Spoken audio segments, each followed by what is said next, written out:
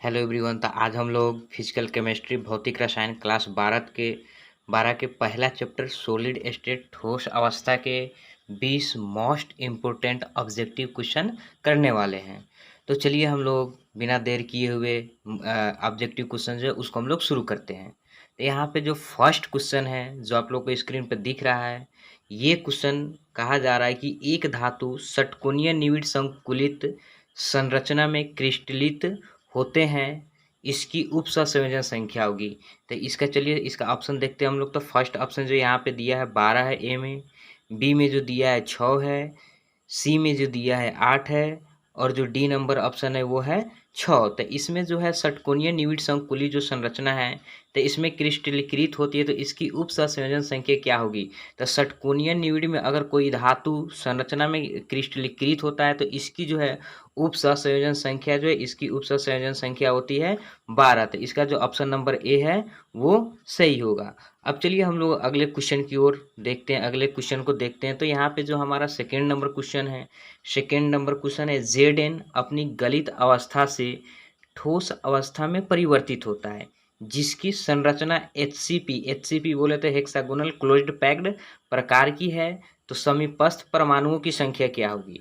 अगर जेडन अपनी गलित अवस्था से ठोस अवस्था में परिवर्तित होता है तो इसकी संरचना एचसीपी प्रकार की है, मतलब कि हेक्सा क्लोज्ड पैक्ड प्रकार की है प्रकार के, तो इसकी समीपस्थ परमाणुओं की संख्या क्या होगी। तो इसकी समीपस्थ परमाणुओं की संख्या क्या होगी, तो चलिए इसके ऑप्शन को हम लोग देखते हैं।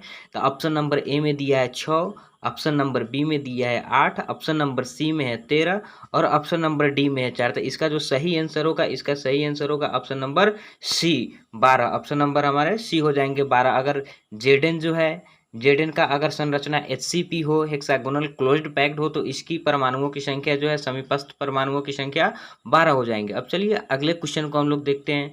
तो अगला क्वेश्चन है शॉर्टकी जो दोष है वह निम्न के जालक संरचना में पूर्णता को परिभाषित करता है। तो ये शॉर्टकी जो दोष है वह किस चीज में पाया जाता है। एक जो है गैस में, दूसरा है प्लाज्मा में, तीसरा है द्रव में और चौथा है ठोस में। तो जो शॉर्टकी दोष होता है वो ठोस में पाया जाता है। शॉर्टकी दोष हो या फिर फ्रेंकेल दोष हो वो ठोस में पाया जाता है, ठोस अवस्था में पाया जाता है। तो इसका ऑप्शन नंबर डी हो जाएगा, ठोस अवस्था, यानी कि ठोस में पाया जाता है शॉर्टकी दोष।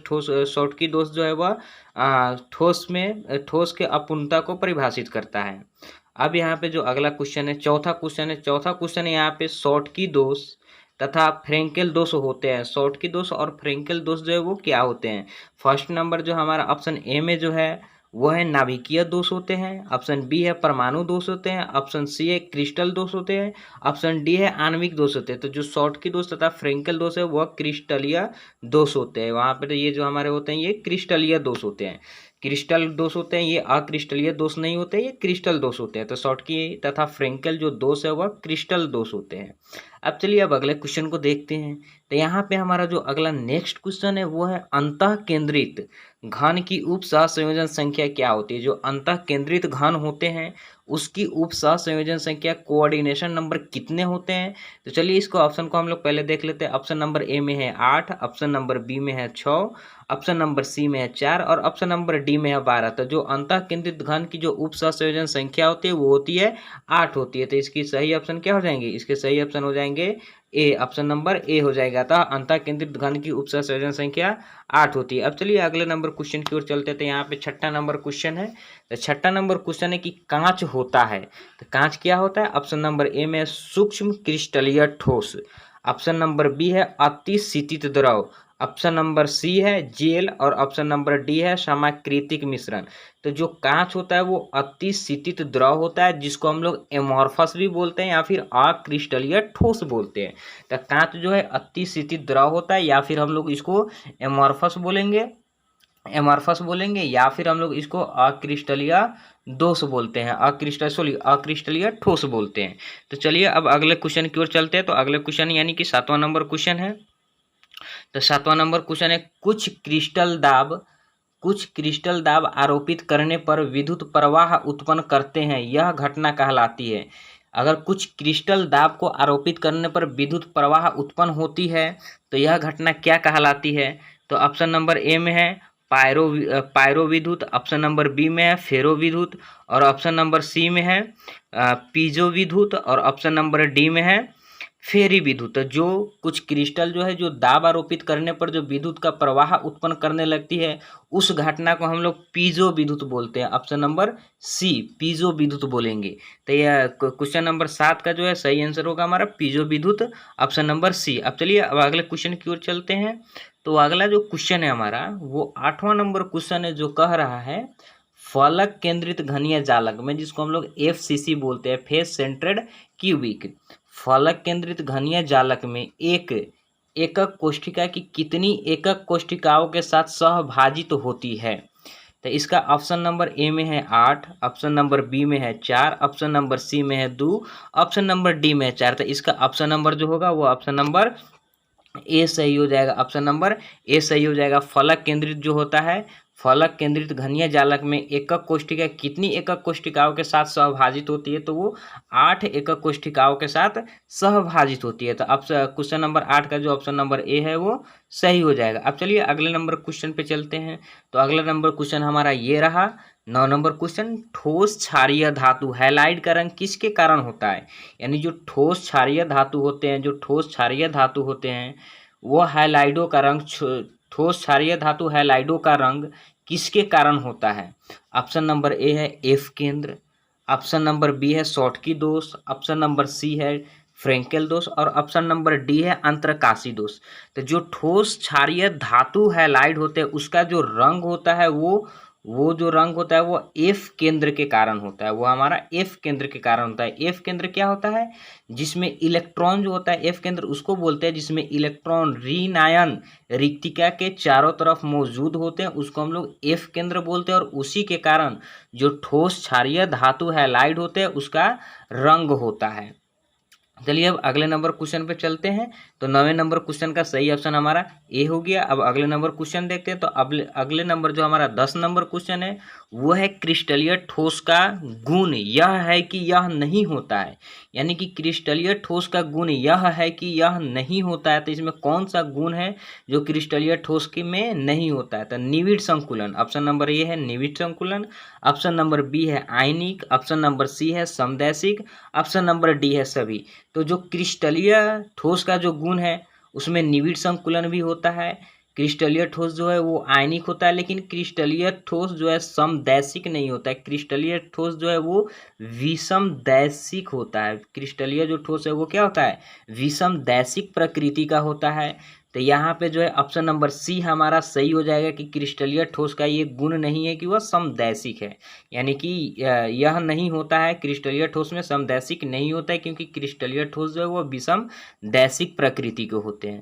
तो इसका ऑप्शन नंबर सी सही है क्वेश्चन नंबर 10 का। तो क्वेश्चन नंबर 10 का ऑप्शन नंबर सी हो गया समदैशिक। अब अगले नंबर क्वेश्चन की ओर चलते हैं। तो अगला नंबर क्वेश्चन जो है मूल क्रिस्टल तंत्रों की संख्या होती है। जो हमारे पास जो मूल क्रिस्टल तंत्र होते हैं, जो मूल क्रिस्टल सिस्टम होते हैं, उसमें कितनी संख्या होती है? तो ऑप्शन नंबर ए में है 4, ऑप्शन नंबर बी में है 7, ऑप्शन नंबर सी में है 14, और ऑप्शन नंबर डी में है 8। तो जो मूल क्रिस्टल होते हैं वो हमारे पास 7 होते हैं। जो मूल क्रिस्टल होते हैं वो हमारे पास 7 होते हैं, जिसको हम लोग बोलते हैं 7 क्रिस्टल सिस्टम भी बोलते हैं, जिसको हम लोग 7 क्रिस्टल सिस्टम भी बोलते हैं, या फिर इसको हम लोग मूल क्रिस्टल सिस्टम भी बोलते हैं, जो 7 होता है। अगर वही पूछा जाए ब्रेविस लैटिस कितने होते हैं या फिर आकाशीय जालक बिंदु कितने होते हैं, तो वो होते हैं 14। वो कितने होते हैं? 14। अगर मूल क्रिस्टल तंत्र या फिर 7 क्रिस्टल सिस्टम पूछा जाए तो वो हमारे पास होते हैं 7।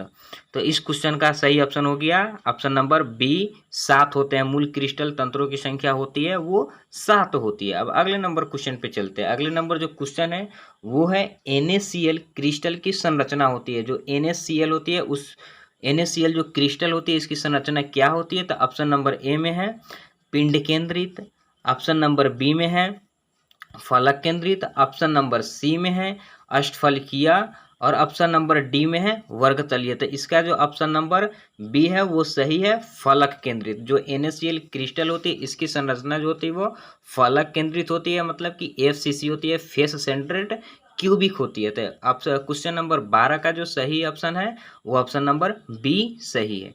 अब चलिए अब अगले क्वेश्चन की ओर चलते हैं। तो अगला जो क्वेश्चन है क्वेश्चन नंबर 13, किस क्रिस्टल के दो समांतर तलों के मिलर निर्देशांक होते हैं? यानी किसी क्रिस्टल के दो समांतर तलों के मिलर निर्देशांक होते हैं, क्या होते हैं? तो ऑप्शन में चलिए देखते हैं। ऑप्शन नंबर ए में है समान, ऑप्शन नंबर बी में है भिन्न भिन्न, ऑप्शन नंबर सी में है शून्य, इनमें से कोई नहीं। तो यहाँ पर ध्यान देंगे, अगर क्रिस्टल तल दो समांतर तल है, अगर क्रिस्टल के दो समांतर तल का मिलर निर्देशांक पूछा जाए तो दो समांतर तलों का क्रिस्टल के मिलर निर्देशांक हमेशा जो है वो समान होते हैं, हमेशा क्या होंगे? समान होंगे। तो किसी क्रिस्टल के दो समांतर तलों के मिलर निर्देशांक क्या होंगे? समान होंगे। तो क्वेश्चन नंबर 13 का ऑप्शन नंबर ए सही है, समान होंगे। अब चलिए अगले क्वेश्चन को देखते हैं। अगला जो क्वेश्चन है वो अगला क्वेश्चन है हमारा 14 नंबर, किसी बीसीसी को बोलते हैं बॉडी सेंटर्ड क्यूबिक संरचना के प्रति एकक कोष्ठिका में परमाणु की संख्या क्या होती है? अगर बीसीसी संरचना है तो इसके प्रति एकक कोष्ठिका में परमाणुओं की संख्या क्या होगी? तो ऑप्शन नंबर ए में है 1, ऑप्शन नंबर बी में है 2, ऑप्शन नंबर सी में है 4 और ऑप्शन नंबर डी में है 6। तो इसका जो होता है ऑप्शन नंबर बी होगा। कितने होंगे? 2। एक जो है इसके बॉडी में रहते हैं और एक जो है चारों पूरे कर्नर पे मिला करके एक होते हैं। तो बीसीसी के संरचना के प्रति एकक कोष्ठिका में परमाणुओं की संख्या 2 होती है, एक इसके बॉडी के अंदर और एक जो है हमारा इसके पूरे कॉर्नर पे मिलता है। तो सभी को मिला करके जो बीसीसी संरचना होती है उसमें परमाणुओं की संख्या 2 होती है। तो इसका ऑप्शन नंबर बी हमारा सही है। अब चलिए क्वेश्चन नंबर 15 की ओर चलते हैं। क्वेश्चन नंबर 15 में पूछा जा रहा है, क्रिस्टल में संभावित आकाशीय जालक के कितने प्रकार होते हैं? यानी कि जो संभावित आकाशीय जालक है वो कितने प्रकार के होते हैं? तो चलिए उसको देखते हैं। ऑप्शन नंबर ए में है 23, ऑप्शन नंबर बी में है 7, ऑप्शन नंबर सी में है 230, ऑप्शन नंबर डी में है 14। तो जो क्रिस्टल में जो संभावित आकाशीय जालक होते हैं जिसको हम लोग ब्रेविस लैटिस भी बोलते हैं, तो उसकी जो संख्या होती है वो होती है 14।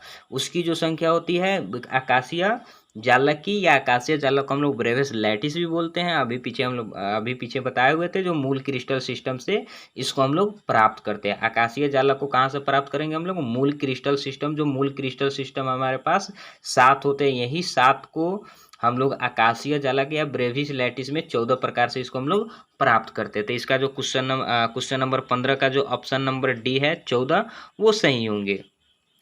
अब चलिए अब अगले नंबर क्वेश्चन की ओर चलते हैं। Question number 16। क्वेश्चन नंबर 16 में कहा जा रहा है, बीसीसी यानी बॉडी सेंटर्ड क्यूबिक जालक एकक कोष्ठिका में रिक्त स्थान होते हैं। यानी बीसीसी जो जालक है जब इसका संरचना किया जाता है, एकक कोष्ठिका जब होता है तो इसमें कितने रिक्त स्थान बचे हुए होते हैं?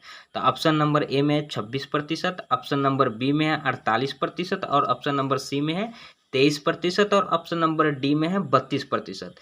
तो बीसीसी का जो पैकिंग इफिशियंसी होती है, जो क्षमता होती है वो होता है 68%, अर्थात 68% इसका जो है रिक्त स्थान नहीं रहता है, मतलब कि ये पैक्ड रहता है।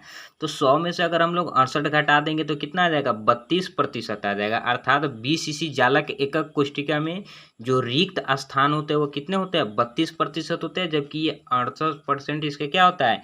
इफिशियंसी होता है, क्षमता होता है 68% पैकिंग का। अब चलिए अब अगले नंबर क्वेश्चन को देखते हैं। तो जो अगला नंबर क्वेश्चन है वो है 17 नंबर, ऊष्मा और विद्युत का अच्छा चालक कौन है? ऊष्मा और विद्युत का अच्छा चालक कौन है? एक में एंथ्रासाइट, ऑप्शन नंबर बी में है हीरा, ऑप्शन नंबर सी में है चारकोल और ऑप्शन नंबर डी में है ग्रेफाइट। तो ऊष्मा और विद्युत का सबसे अच्छा चालक इसमें कौन होंगे? ग्रेफाइट होंगे, जो ऊष्मा और विद्युत का सबसे अच्छा चालक है। तो क्वेश्चन नंबर 17 का ऑप्शन नंबर डी सही होंगे। अब चलिए अगले नंबर क्वेश्चन पे चलते हैं। अगला नंबर क्वेश्चन है 18 नंबर, सोडियम ऑक्साइड N2O में सोडियम की उप सहसंयोजन संख्या कितनी होती है? उप सहसंयोजन संख्या जिसको हम लोग कोऑर्डिनेशन नंबर बोलते हैं। तो ये N2O में सोडियम सिर्फ Na का पूछा गया है। सिर्फ किसका पूछा गया है? Na का पूछा गया है। तो Na का उप संयोजन संख्या कोऑर्डिनेशन नंबर कितने होंगे? ऑप्शन नंबर ए में है 6, ऑप्शन नंबर बी में है 4, ऑप्शन नंबर सी में है 8 और ऑप्शन नंबर डी में है 2। तो जब N2O में जब सोडियम का पूछा जाए तो सोडियम का उप सहसंयोजन संख्या होता है 4, ऑप्शन नंबर बी सही होगा। अगर N2O में ही अगर ऑक्सीजन का पूछ लिया जाए कि ऑक्सीजन का कितना होता है, तो ऑक्सीजन का होता है सी, यानी ऑक्सीजन का हो जाएगा 8 हो जाता, ऑप्शन नंबर सी हो जाता अगर इसमें ऑक्सीजन के लिए पूछा जाता तो। लेकिन सोडियम के लिए पूछा जा रहा है तो सोडियम का कोऑर्डिनेशन नंबर 4 होता है, तो इसका ऑप्शन नंबर बी सही होंगे। अब चलिए अब अगला क्वेश्चन पे चलते हैं। तो अगला जो क्वेश्चन है वो है निम्नलिखित में कौन ऑक्साइड धातु की तरह विद्युतीय गुण दर्शाता है। इसमें ऑप्शन में चलिए पहले देखते हैं। ऑप्शन है CiO2 सिलिकॉन ऑक्साइड है, उसके बाद है MgO, उसके बाद है SO2, उसके बाद है CrO2। तो इसमें कौन जो है कौन सा इसमें धातु ऑक्साइड है जो विद्युतीय गुण दर्शाता है। तो विद्युतीय गुण इसमें CrO2 क्रोमियम ऑक्साइड जो है, क्रोमियम डाइऑक्साइड जो है वो, क्रोमियम डाइऑक्साइड जो है ये क्या करता है, विद्युतीय गुण दर्शाता है। तो यहाँ पे ऑप्शन नंबर डी सही होंगे हमारे। तो इसका ऑप्शन नंबर जो डी है वो सही है। CrO2 क्रोमियम डाइऑक्साइड जो है वो धातु की तरह विद्युतीय गुण, ये धातु ऑक्साइड है जो विद्युतीय गुण दर्शाते हैं। अब हमारा लास्ट क्वेश्चन है और ये बहुत इंपॉर्टेंट क्वेश्चन है। लास्ट क्वेश्चन जो पूछा जा रहा है वो है निम्नलिखित में कौन बेरावेदार ठोस है। तो इसमें इसके ऑप्शन को देखते हैं कि कौन है जो बेरावेदार ठोस है। तो ऑप्शन नंबर ए में है ग्रेफाइट, ऑप्शन नंबर 2 में है क्रोम एलम, ऑप्शन नंबर 3 में है सिलिकॉन कार्बाइड जिसको SiC बोलते हैं, और ऑप्शन नंबर डी में है क्वार्ट्ज ग्लास। तो इसमें से जो बेरावेदार जो ठोस होते हैं उसका सही ऑप्शन नंबर हो जाएगा डी। इसका सही ऑप्शन होंगे डी, अर्थात इसमें से कौन बेरावेदार ठोस है तो वो क्वार्ट्ज ग्लास SiO2 जो होता है जो बेरावेदार ठोस होते हैं। तो हम लोग ने आज फिजिकल केमिस्ट्री में ठोस अवस्था के 20 जो मोस्ट इम्पोर्टेंट क्वेश्चन थे जो एग्जाम में पूछे जाते हैं उसको हम लोगों ने आज 20 ऑब्जेक्टिव क्वेश्चन किए। अब अगले वीडियो में इसे अगले वाले चैप्टर को हम लोग करेंगे। तब तक के लिए अगर वीडियो अच्छा लगा हो तो लाइक कीजिए, लाइक कीजिए, सब्सक्राइब कीजिए। चलिए तो फिर मिलते हैं नेक्स्ट वीडियो में।